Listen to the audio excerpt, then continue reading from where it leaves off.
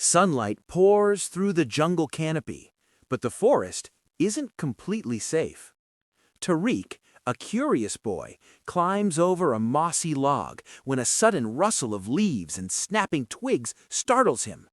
Something unseen is moving nearby, and his heart races as the shadow of a large branch swings toward him.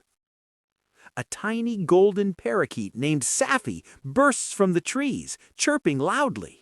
The shadow moves again, this time toward Tariq.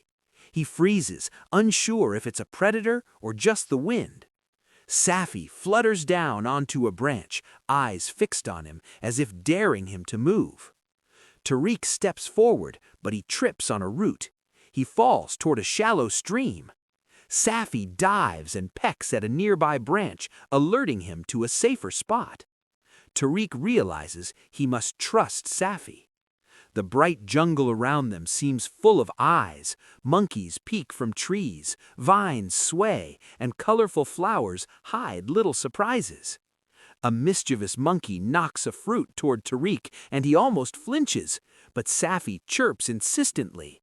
Tariq catches the fruit carefully and shares it with Safi. The jungle seems to smile with warmth and laughter.